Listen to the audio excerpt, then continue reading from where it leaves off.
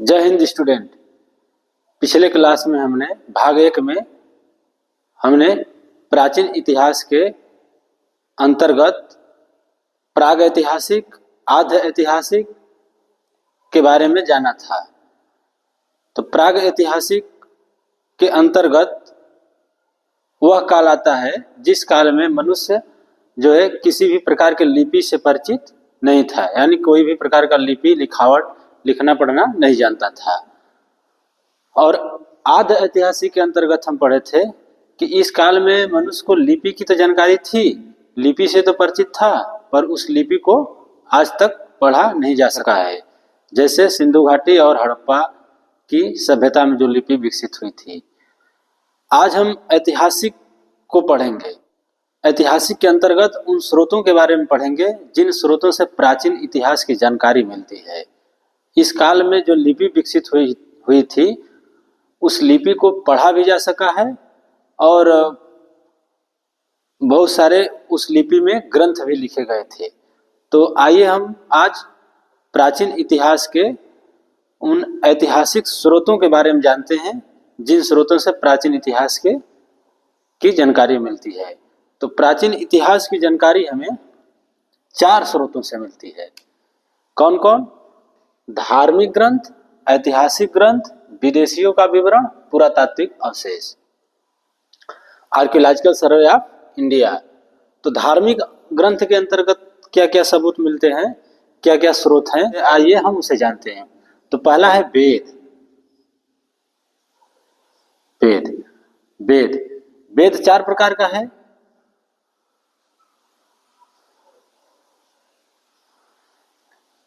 सबसे प्राचीन वेद है ऋग्वेद। ऋग्वेद सबसे प्राचीन वेद ऋग्वेद, और ऋग्वेद में 1028 सूक्त है, 1028 सूक्त और 10,462 ऋचाएं हैं। 10,462 ऋचाओं की संख्या है। 10,462 ऋचाएं हैं। ऋग्वेद में के 9वें मंडल में देवता सोम का उल्लेख है तथा तीसरे मंडल में गायत्री मंत्र का उल्लेख है। गायत्री मंत्र जैसे ओम भूर्भुवस्सुवः तत्सवितुर्वरेण्यं भर्गो देवस्य धीमहि धियो यो नः प्रचोदयात्। ये जो है कि गायत्री मंत्र ऋग्वेद के तीसरे मंडल में है। अब दूसरा है यजुर्वेद।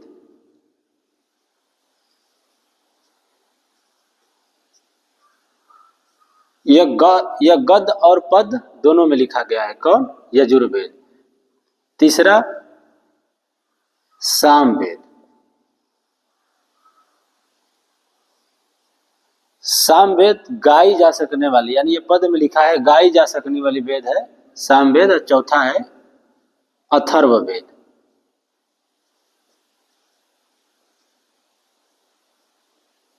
अथर्ववेद सबसे बाद का वेद है।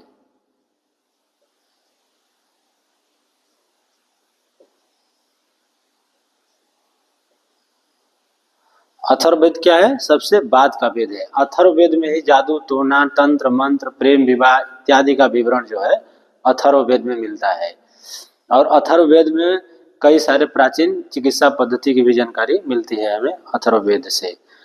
अब दूसरा है बौद्ध ग्रंथ।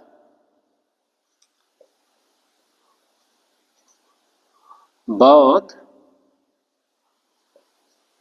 ग्रंथ। बौद्ध ग्रंथ में त्रिपिटक है। त्रिपिटक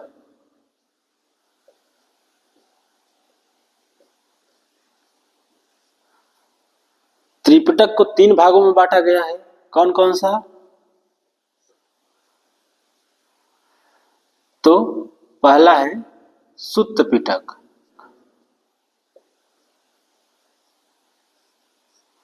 विनय पिटक,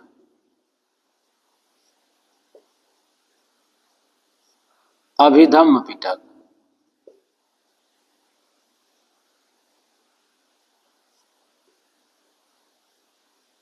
सुत्त पिटक में जो है, इसमें महात्मा बुद्ध के जो विचार है, जो उनके वाणी है, सुत्त पिटक में किसका जानकारी मिलता है? जो महात्मा बुद्ध के उपदेश है। और विनय पिटक में इसे अनुशासन की टोकरी कहते हैं।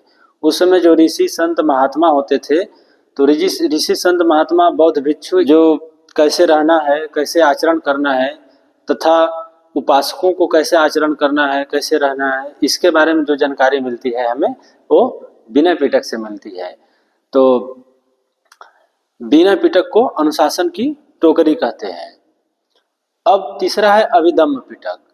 अभिधम्म पिटक में महात्मा बुद्ध के जो दार्शनिक विचार हैं, उन दार्शनिक विचारों को उसमें समाहित किया गया है ना। जैसे है ना कि बुद्ध के विचार वो स्वयं कहते हैं कि मेरे कहे द्वारा बातों को मत मानना, उस पर तुम स्वयं जो है कि तर्क के कसौटी पर उन विचारों को कसो, जानो, तब किसी बात को मानो। तो ये जो है कि दार्शनिक विचार को अभिधम्म पिटक में। तो अगला है जातक कथा।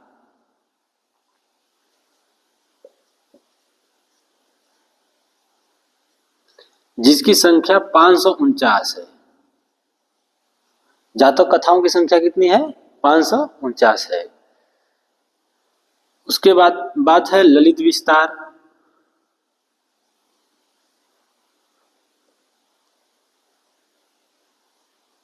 ललित विस्तार यह जो है संस्कृत में लिखा गया किताब है। इसमें महात्मा बुद्ध की जीवनी के बारे में जानकारी मिलती है। जबकि जो त्रिपिटक है, यह त्रिपिटक पाली भाषा में लिखा गया है। और इन त्रिपिटकों को तीनों जो सुत्त हैं, तीनों पिटक जो हैं, इन तीनों पिटकों को राजा कनिष्क ने ताम्रपत्र पर लिखवा करके, इसको ताम्रपत्र पर लिखवा करके राजा कनिष्क उस पे सोने के बाक्स में रख कर जो है अफगानिस्तान में कई सारे उस पर स्तूप बनवाए थे। उन स्तूपों के खंडहर तो मिल चुका है, पर अभी तक वो जो है कि लिखी हुई ताम्रपत्र नहीं मिला है। अगला है मंजूश्री मूल कल्प। मंजूश्री मूल कल्प। दीपवंश,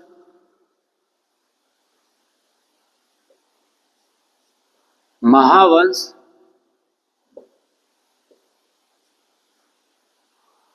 दीपवंश महावंश ये श्रीलंका में लिखा गया पुस्तक है।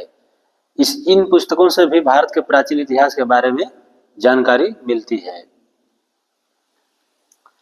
दीपवंश महावंश। अगला है क्या है? बोधिवंश। बोधिवंश में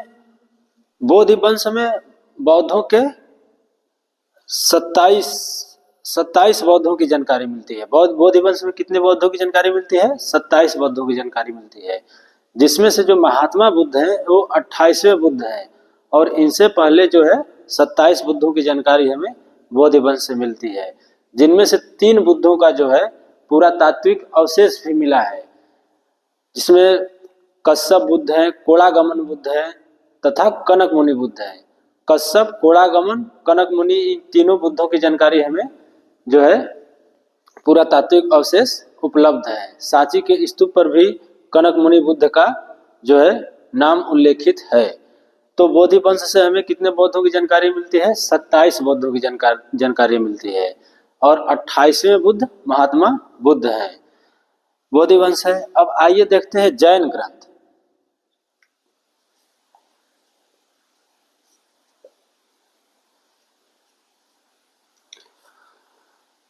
जैन ग्रंथ में है प्रशिष्ट पर्वत। प्रशिष्ट पर्वन, 12 अंग,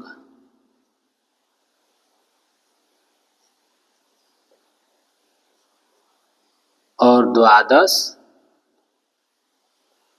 उपांग। ये जो है जैन ग्रंथ है। परिशिष्ट पर्वन जो है ये प्राचीन की पुस्तक है। इसमें एक कहानी मिलती है कि एक बच्चा जो है बीच से रोटी तोड़ता है और उसका हाथ जल जाता है। तो माँ कहती है कि बेटा तुम वही गलती कर रहा है जो गलती चंद्रगुप्त ने किया था, यानी कि तुमने अगर रोटी को किनारे से तोड़ा होता तो वह तुम्हारा हाथ नहीं जलता। तुमने बीच से रोटी तोड़ा है, इस कारण से तुम्हारा हाथ जला है। जैसे कि चंद्रगुप्त ने सबसे पहले मगध पर आक्रमण किया था और वहां उनको असफलता मिली। फिर बाद में उन्होंने पर्वतीय राजाओं को मिला करके पंजाब और इत्यादि क्षेत्रों से आक्रमण करके फिर जो है कि घनानंद के राज मगध पर आक्रमण किया, वहां उनको सफलता मिलती है। तो इस कहानी की जानकारी हमें परिशिष्ट पर्वन से मिलती है। अगला है अष्टाध्यायी।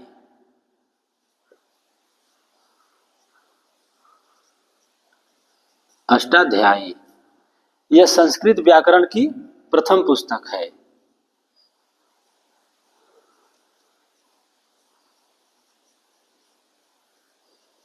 अष्टाध्यायी क्या है? संस्कृत व्याकरण की प्रथम पुस्तक है।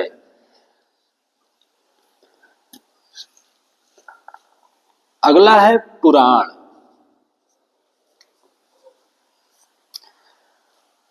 पुराणों की संख्या कितनी है? 18। पुराणों की संख्या 18 है, पर इसमें से जो 5 पुराण है इसमें राजाओं की वंशावली पाई जाती है। कितने? 5 पुराणों में राजाओं की वंशावली पाई जाती है। इनमें से 3 मुख्य पुराण है। तो 3 मुख्य पुराण कौन कौन है? तो पहला है विष्णु पुराण,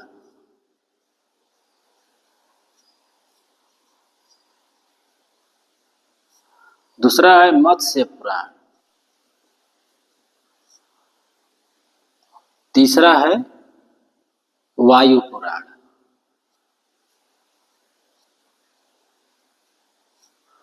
विष्णु पुराण में जो है मौर्य वंश की जानकारी मिलती है।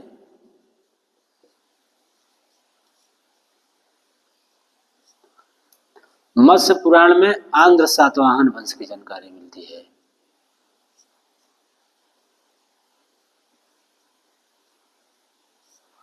और वायु पुराण में गुप्त वंश की।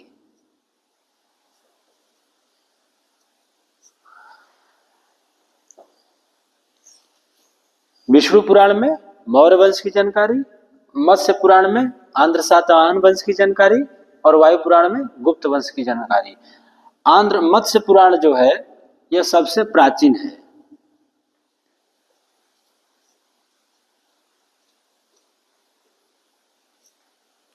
मत्स्य पुराण क्या है? सबसे प्राचीन पुराण है। यानी जो आंध्र सातवाहन वंश है वह मौर्य वंश के बाद का वंश है। और इस वंश में जो पहला पुराण लिखा गया था आंध्र सातवाहन वंश के काल में वह है मत्स्य पुराण। मत्स्य पुराण लिखा गया था और मत्स्य पुराण के बाद ही सारे 18 पुराण लिखे गए हैं। जिसमें वायु पुराण जो है यह गुप्त काल के समय में लिखा गया है। और वायु पुराण में भगवान विष्णु के 10 अवतारों का वर्णन है।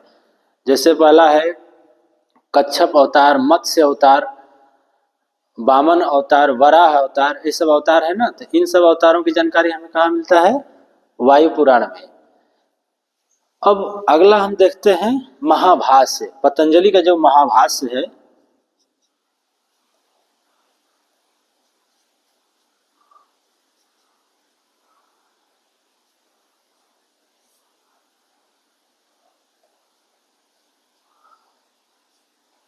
महाभाष्य से भी हमें शुंग काल की जानकारी मिलती है। अब हम देखते हैं ऐतिहासिक ग्रंथों को कि ऐतिहासिक ग्रंथ के अंतर्गत क्या क्या सबूत मिलते हैं।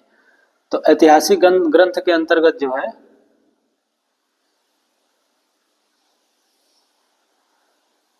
इंडिका,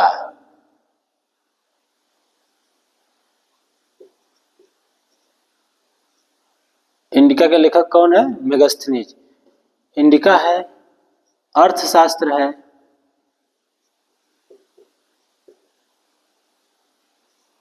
अर्थशास्त्र के लेखक चाणक्य हैं। फोक्यूकी है,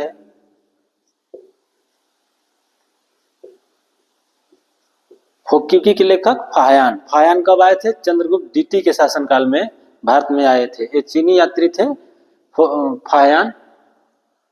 तीसरा है सीयूकी।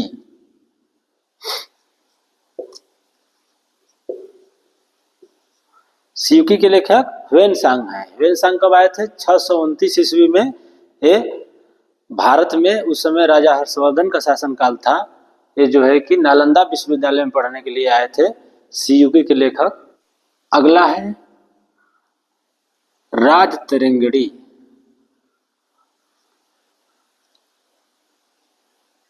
राजतरंगिणी।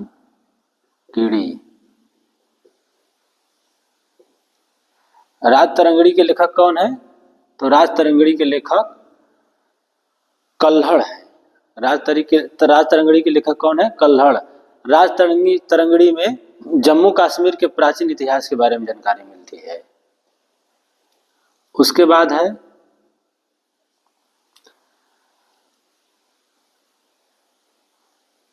रत्नावली।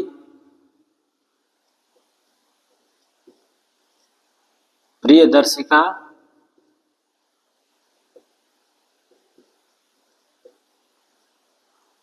तथा नागानंद।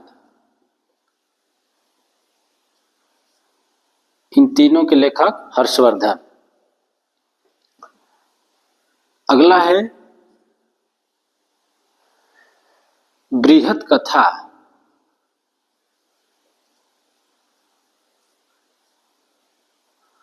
बृहत कथा। बृहत कथा के लेखक कौन है? गुणाढ़ है। फिर है गाथा सप्तमी। गाथा सप्तमी के लेखक जो है हाल है। ये जो है ये दोनों पाली भाषा में लिखी गई किताब है ना। सातवाहन काल के जो राजा थे, उन सातवाहन काल के राजा के समय में जो दो विद्वान थे हाल और गुणाढ़, इन्होंने बृहत कथा और गाथा सप्तसमी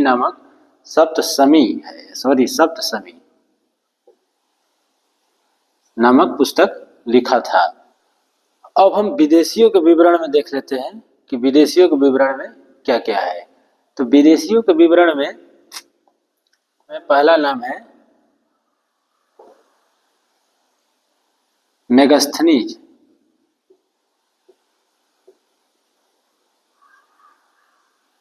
मेगास्थनीज की पुस्तक का क्या नाम है? इंडिका। मेगास्थनीज की पुस्तक का क्या नाम है? इंडिका। मेगास्थनीज किसके दरबार में रहते थे? तो चंद्रगुप्त मौर्य के दरबार में रहते थे। कौन? मेगास्थनीज।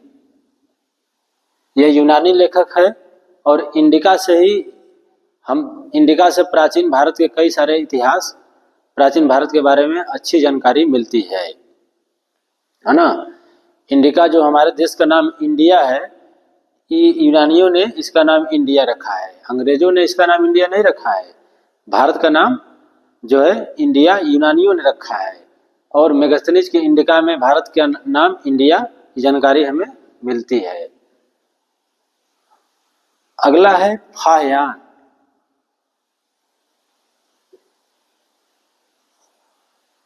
फाहयान इनके पुस्तक का नाम है फोक्यूकी।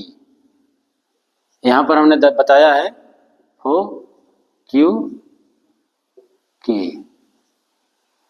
फाहयान। अगला नाम है ह्वेनसांग। ह्वेनसांग ने सीयूकी लिखा है।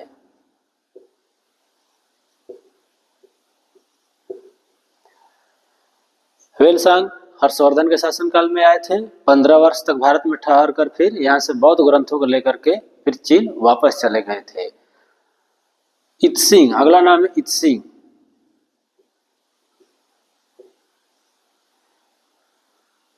इन्होंने बौद्ध प्रतिलिपियां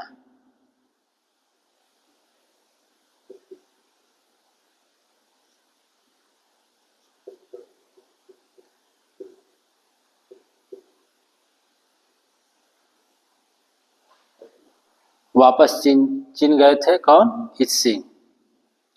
संयुंगन। अगला नाम संयुंगन है। यह 518 ईस्वी में भारत में आए थे। कब आए थे? 518 ईस्वी में भारत आए थे। ये जो है फायान वेनसांग इसिंग सयुंगन, ये चीनी यात्री हैं। अब विदेशियों के आने के क्रम में जो विदेशियों ने भारत के बारे में जो विवरण लिखा है, उसमें अगला नाम है निरयाकस।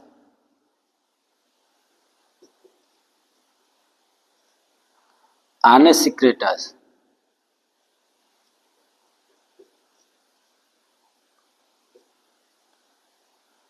आने सिक्रेटस, आस्टोबुलस,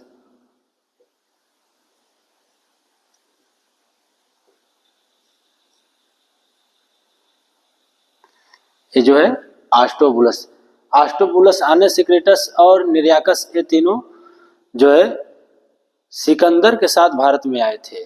किसके साथ? सिकंदर के साथ भारत में आए थे। अगला नाम है डायोनेसियस।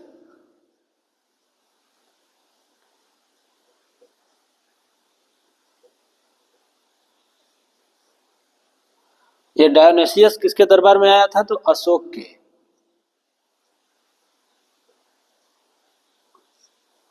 यह मिस्र नरेश टालमी फिलाडेल्फस का राजदूत था।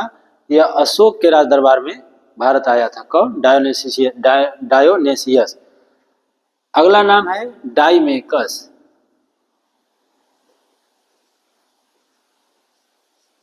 डाइमेकस बिंदुसार के राज दरबार में आया था।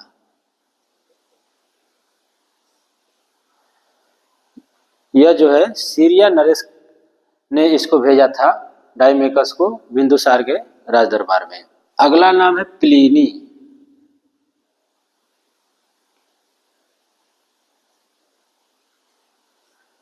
प्लिनी ने नेचुरल हिस्ट्री लिखा है। क्या लिखा है? Natural history.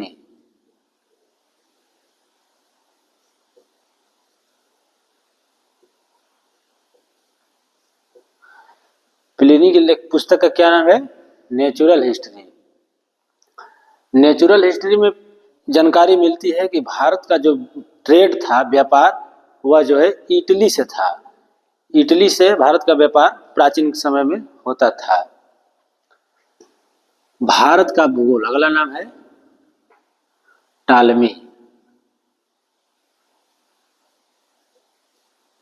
टालमी ने भारत का भूगोल नामक पुस्तक लिखा है। क्या लिखा है? भारत का भूगोल।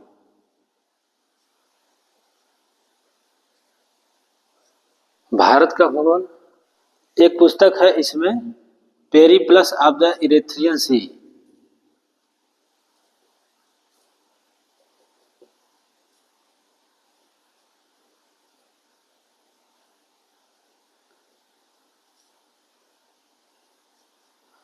इसके लेखक का नाम पता नहीं है, पर पेरिप्लस ऑफ द इरेथ्रियन सी जिसने लिखा है वह हिंद महासागर की यात्रा पर आया था और भारत की यात्रा पर आया था।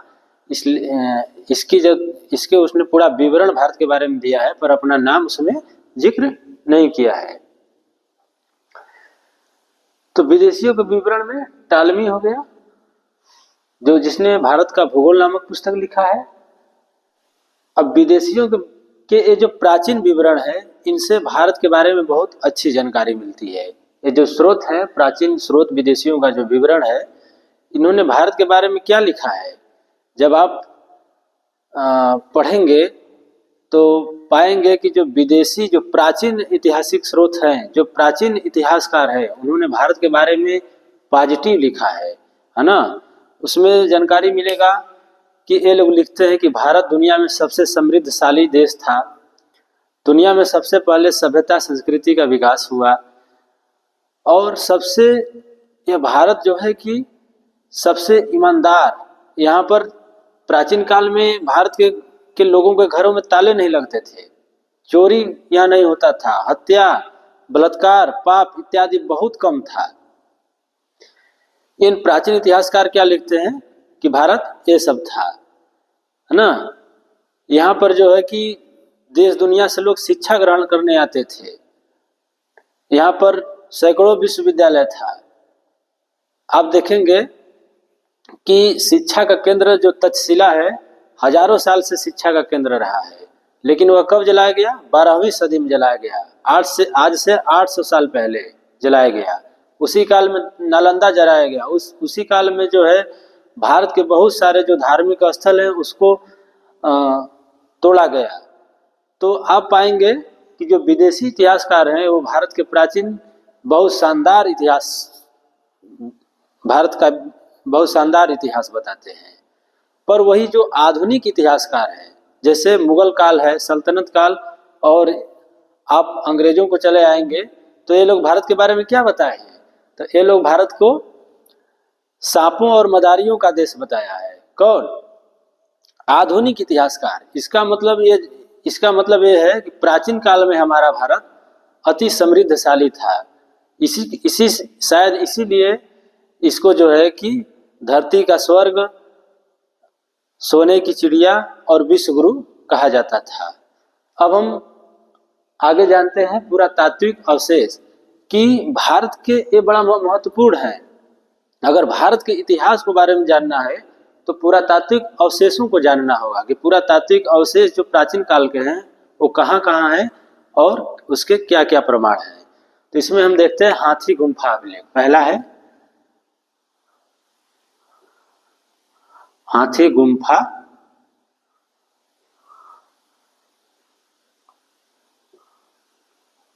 अभिलेख। हाथी गुम्फा अभिलेख यह उड़ीसा में है और सर्वप्रथम हाथी गुम्फा अभिलेख से ही भारतवर्ष की जानकारी मिलती है। भारत का जो नाम भारत है इसी से मिलता है। दूसरा है सहगौरा।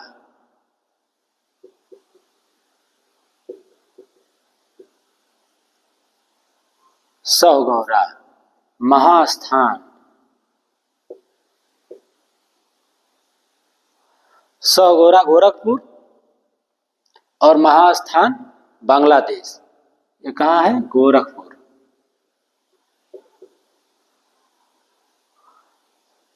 बांग्लादेश।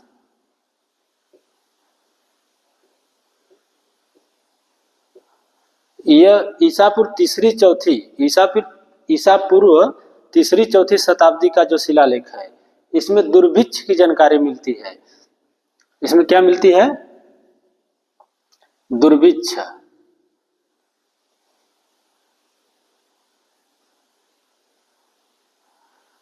दुर्भिक्ष के बारे में जानकारी मिलती है। यानी इसमें जो लिखा है कि उस काल में, जो प्राचीन काल में जो सूखा पड़ गया था, तो उस सूखा राहत के लिए राजा जो है कि देश के लोगों से अपील किए हैं कि तेल, धान इत्यादि जो है कुछ धन दौलत पैसा एक जगह पर लिया कर इकट्ठा करें ताकि जो है गरीबों में बांटा जाए।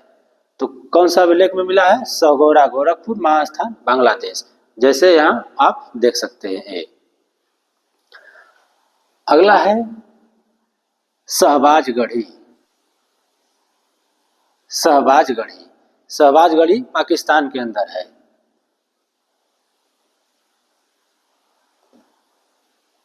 कंधार अभिलेख ये अफगानिस्तान में है।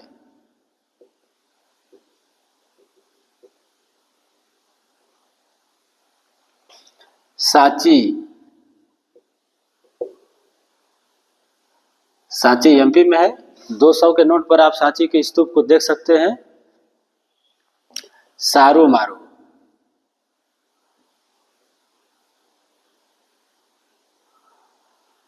सारनाथ।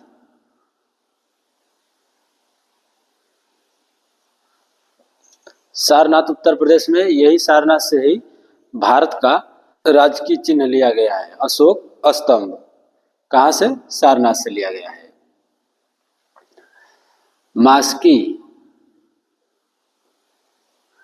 गुर्जरा। मास्की कर्नाटक में है और गुर्जरा मध्य प्रदेश में है। यहां से सर्वप्रथम अशोक का नाम अशोक मिला है। किसका नाम? सम्राट अशोक का नाम।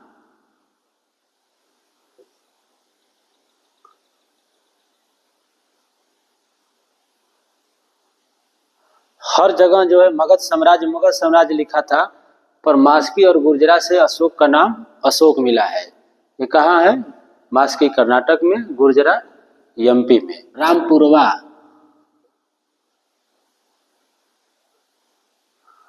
रामपुरवा से एक बैल और एक सिंगल शेर का स्तंभ मिला है, रामपुरवा। लुम्बिनी, रुम्मीदेई,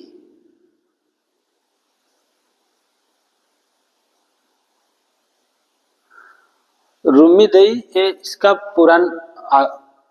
ये बहुत प्राचीन नाम है। रुम्मीदेई क्या है? बहुत प्राचीन नाम है। इसका आधुनिक नाम लुम्बिनी है, जहाँ गौतम बुद्ध का जन्म हुआ था।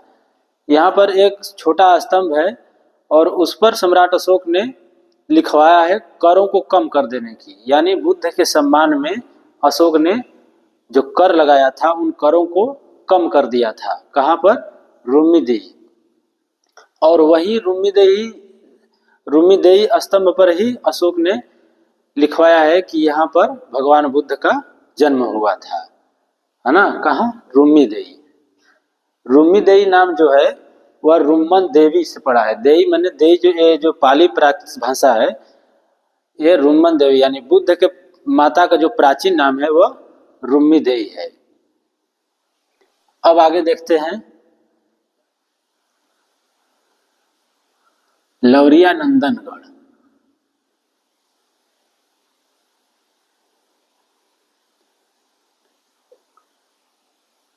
लौरिया नंदनगढ़ और लौरिया अरेराज, वैशाली इत्यादि जो है पुरातात्विक अवशेष भारत में है, जिसमें से आपने पुरातात्विक अवशेषों के बारे में जान लिया। आज के लिए बस इतना ही। जय हिंद, वंदे मातरम।